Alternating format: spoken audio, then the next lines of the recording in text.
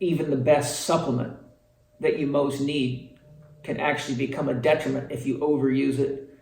And if you're not learning to eat real food, you can't replace, just like we talked about harmonics, you can't replace what's in the algae by taking the oil out of it. You can't replace what's in the carrot by taking the carotenoid out of it, or you can't.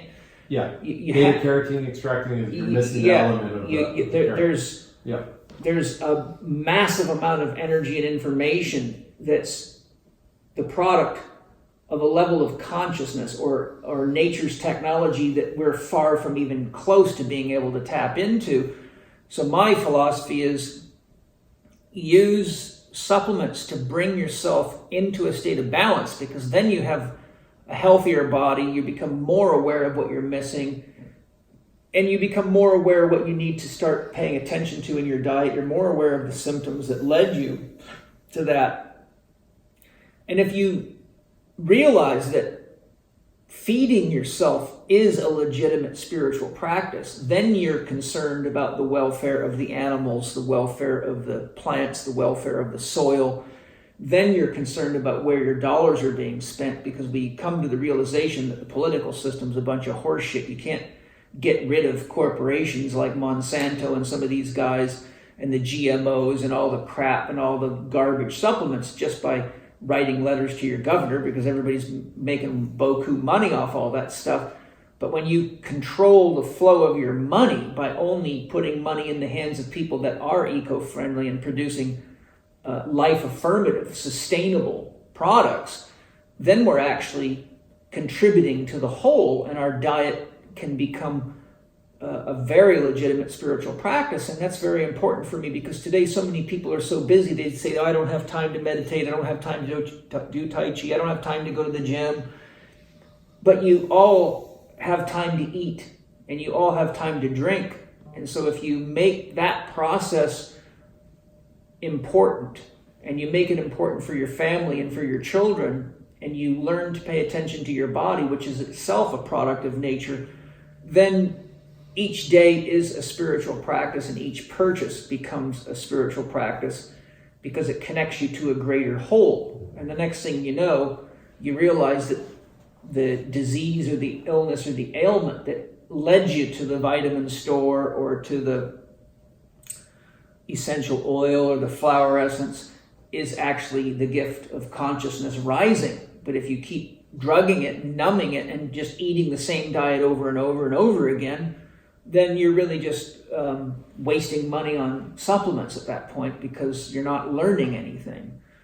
So that was really, I asked these questions because, I could get rich selling supplements. Many have told me that, Paul, if you would just create your own supplement line, you'd be financially stable for life. And they've told me if you would have just gone into the manufacturing of Swiss balls, you'd have been a multi-millionaire. And I said, I didn't come here just to make money. I came here to help people truly live and learn who and what we really are, and what our intimate relationship with the planet and the cosmos is. And, you can't take anything with you when you die but what you've become while you were here. Yeah. So all the money, doesn't add up to anything for me. I'd rather be broke and honest than rich and trapped in a shadow. That's why I honor you so much and respect you. you, and you're doing it right. You've done it right. Well, I got a heart on me. Yeah. Being raised on a farm, you learn how everything works together. And if you don't learn, then you're not really farming. You're just running a manufacturing plant. We already know the side effects of that. That's what people live off of, right? Is manufactured death, disguised as an animal. So, it's lovely, and because you and I have spent enough time together, I already know the answer to the question, but I want the listeners to hear that your motives and your inspiration is ultimately pro-bios, pro-life, right? Not just, let me put you on a subscription so I can suck some money out of your pocket and tell you a nice story.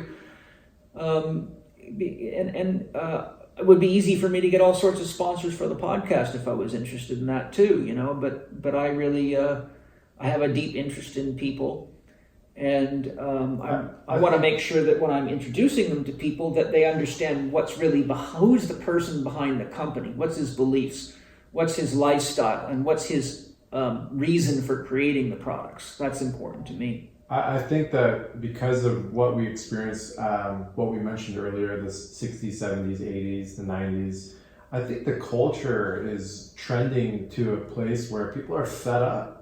People are awakening to the truth that the lifestyles that they've lived or their parents lived has been completely out of alignment with our reality and our environment. Yes. And so consciousness is trending up. Consciousness is becoming, pinpointing in some of the larger organizations. It's starting to make its rounds, and there's a real strong beauty to it. Not all of it might be in alignment with the solid, ancient truth. But either way, people are starting to evolve.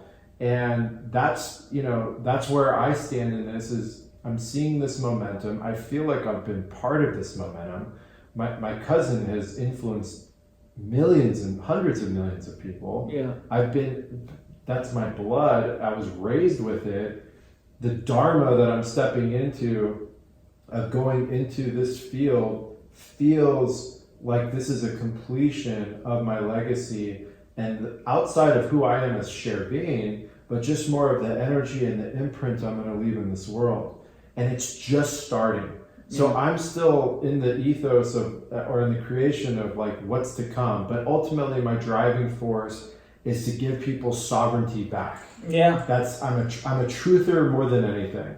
We don't need to go down the conspiracy stuff, but truth is where I reside. Health is I think health is the first step to sovereignty. 100%. Yeah. I did a lecture in LA not too long ago, and the person before me was talking about how do you get sovereign. You got to go through the legal system, detach yourself from your social security, get off the maritime law structure, which we know is holding us in emotionally. Yeah. But I went and stood next to him after that, and I said, before all that, you need to get your body back. Yes. You need to get your faculties back. Yes. Because we've lost that. Yeah. And it's horrific that people are carnating into this existence through porn, through bad education, through chemicals, neurotoxins, junk food, television. So by the time they've gone through the womb and they've been in the trimesters and they've been birthed into conventional hospitals, and circumcised and all the other crazy stuff I can get into right now, we've already been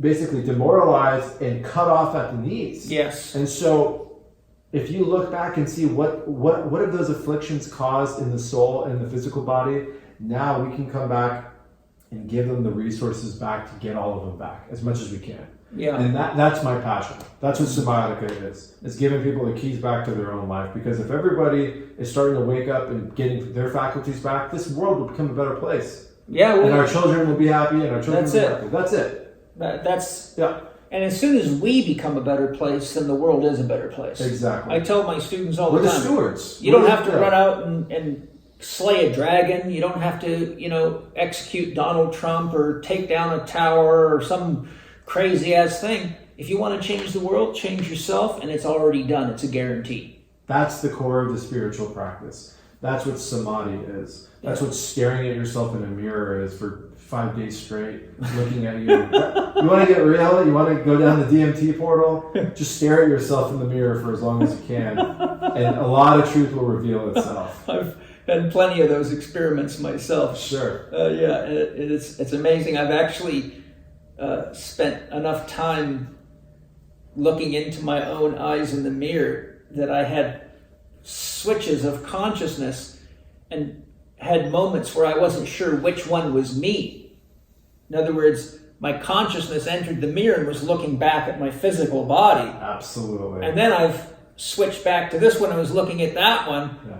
And if you stay long enough, you realize consciousness is actually free of location. It's an important illusion that gives us that, but we're not this. We're not. Yeah, we're